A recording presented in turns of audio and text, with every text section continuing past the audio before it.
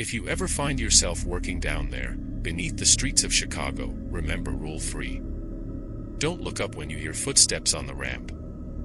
I'm a parking attendant at an underground garage near the Chicago River. From the outside, it looks like every other garage in the city. Concrete entrance, yellow clearance bar, ticket machine that spits out thin white slips of paper. Office workers use it during the day. Couples use it on weekends. No one ever thinks about what's underneath them. That's how the garage likes it. I took the job because of the pay. Night shift parking attendant jobs usually barely cover rent. This one paid almost double. Full benefits. Overtime bonuses. All for sitting in a booth and watching cameras for 8 hours. The listing said, quiet environment. They didn't mention the rules. On my first night, my supervisor Carl met me outside the booth. He looked exhausted, like he hadn't slept properly in years. Before he showed me the controls or the cameras, he handed me a laminated sheet of paper. It was old, creased, and smudged with fingerprints. "Read this," he said. "Every night." I laughed and said, "Company policy." Carl didn't smile. "Survival policy." That was the first warning. The garage officially has 2 levels open to customers. Level 1 and Level 2. But the ramps go deeper. Cameras point at places no customer ever sees. There are stairwells that don't connect to street exits. And there's a level the maps don't show at all. Level 4. The rules were printed in small black text. No explanations.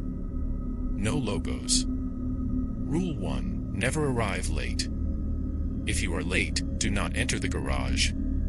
Call management and leave. Rule 2. At exactly 11:30 p.m., close the east pedestrian stairwell. Do not reopen it until morning.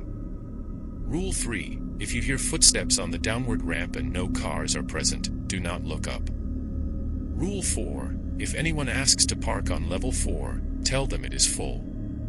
Always. Rule 5. Never accept cash after midnight. Rule 6. If the lights flicker twice, ignore it. If they flicker 3 times, lock the booth and count to 100 without stopping. Rule 7. Do not acknowledge the man in the yellow coat. Rule 8. If a car exits without a visible driver, mark the ticket as lost. Do not pursue. Rule 9. Between 2 a.m. and 3 a.m., do not leave the booth for any reason. Rule 10. If you hear your name being called from below, it is not for you. Rule 11. If rules conflict, follow the older one. I asked Carl how old the rules were. He said, older than me. The first few nights were uneventful, but wrong in subtle ways. Sounds echoed too long. Engines shut off without doors opening. I'd hear footsteps on concrete that didn't match any camera feed. The air felt colder the deeper the ramps went, like the garage was breathing out. Rule 3 happened on my 4th shift. It was just after midnight. No cars had entered for several minutes. I was scrolling on my phone when I heard footsteps above me, slow and heavy, descending the ramp. I checked the cameras. Empty ramp. No headlights. My body reacted before my brain did. I leaned forward, ready to look up. And stopped. Rule 3. I locked my eyes straight ahead. The footsteps grew louder, closer. Each step echoed like it was inside the booth. Then I heard breathing. Wet. Slow. Right above my head. My neck burned from the effort of not turning. After a long moment, the footsteps retreated, step by step, back up the ramp. The cameras never showed anything. That was the night I stopped questioning the rules. Rule 4 taught me why Level 4 was forbidden. A woman drove in around 1:20 a.m., clearly irritated. When I told her Level 4 was full, she snapped. Said she parked there all the time and it was always empty. I repeated the rule.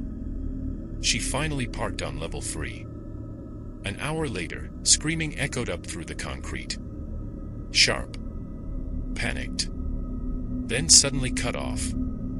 Her car was still there in the morning. Keys found near the ramp that led deeper down. Management never filed a missing person report. Rule 7 was the hardest to understand.